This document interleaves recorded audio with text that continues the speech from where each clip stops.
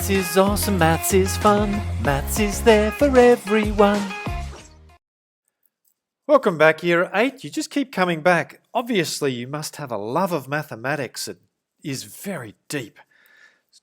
Today, we're going to be talking more about circles. Instead of finding the circumference of circles, however, we're going to be dealing with the area of circles. Very different.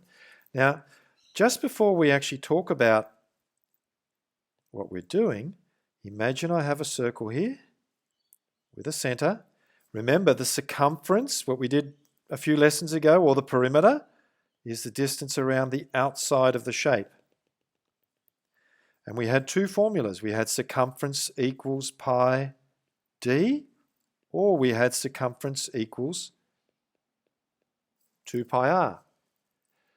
We had two formulas, and we depended on whether we were given a radius or whether we were given a diameter as to which formula we chose to use. There are two formulas for the area of the circle, but if I did show you the diameter one, it's quite complicated, so I'm not even going to show it to you. I'm going to tell you that whenever you're finding an area, make sure you understand it's an area of a circle. We must know the radius of the circle because we're only going to give you a formula that uses the radius.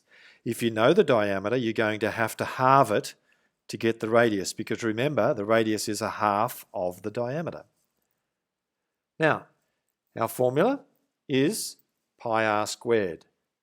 It's quite a complicated little formula to prove, but you need to memorize the formula and understand that pi r squared is the formula. And many students who don't practice and learn the formulas mix up the circumference formulas with the area formulas when you're dealing about circles. Please don't do that. Practice, and you need to learn these off by heart. And the only way you can learn them off by heart is through practice. Now, if I have a semicircle, that's half of a circle.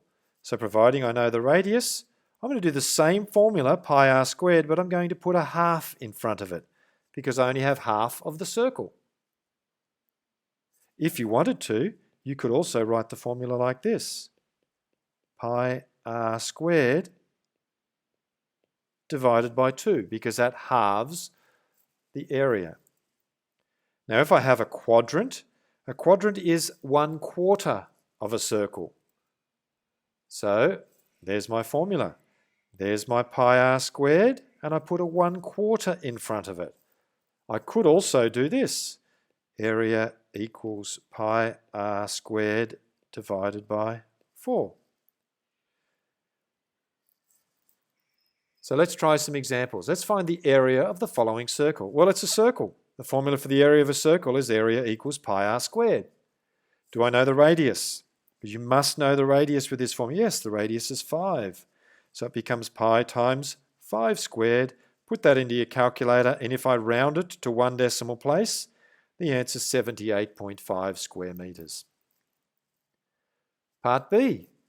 It's a circle. We're finding the area. The area of a circle is pi r squared.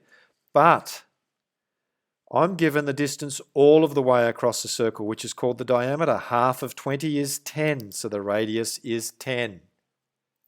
So for this question, it becomes pi times the radius squared, 10 squared. Put that into your calculator, and if I round it to one decimal place, the answer is 314.2 square meters. Now, something we need to notice. This is the same question as example 1 part A, and in that previous example, we got an answer of 78.5 square meters. Why is this different? We've already done it. But this says find the area of the following circle using the approximation of pi equals 22 over 7. Sometimes they do this in textbooks.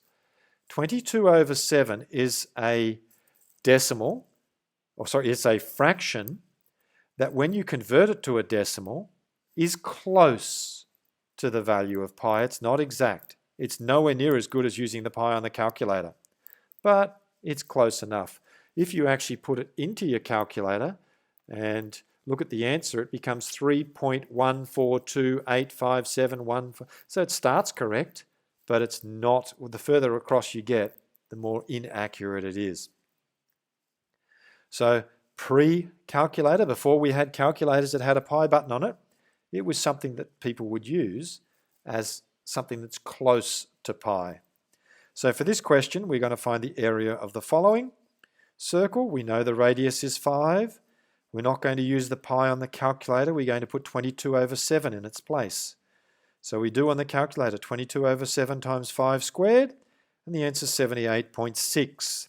Remember when we did question 1 part A, we got the answer of 78.5.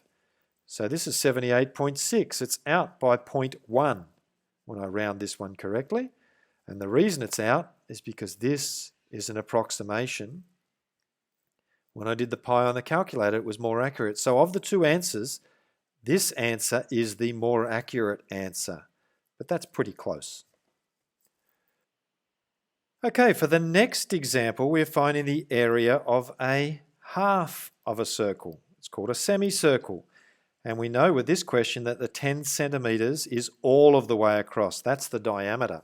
So the first thing we're going to do is look at this and go, because it's an area question, and I know with areas I need a radius, half of 10 is 5.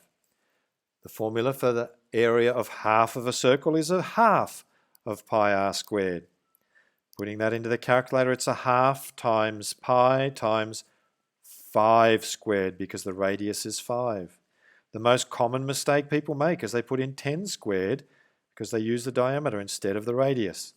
If you put that into the calculator to 1 decimal place, you will get 39.3 square centimetres. So let's look at the second part. This is a quarter of a circle. So what's the formula for the area of a quarter of a circle? Well, it's a quarter of pi r squared. Do I know the radius? Yes, the radius is 5, because remember, if I actually completed this full circle all of the way around, you can see that the radius is 5, not the diameter. So we do have a radius of 5. So for this particular question, becomes a quarter times pi times 5 squared. And we put that into the calculator and you'll get 19.6 centimetres squared. Well, it's time for you to try some questions on finding the area of circles, semicircles, and quadrants, because a quarter of a circle is a quadrant. As always, enjoy the experience, and as always, let me know if you're struggling. That's how we learn. Bye for now.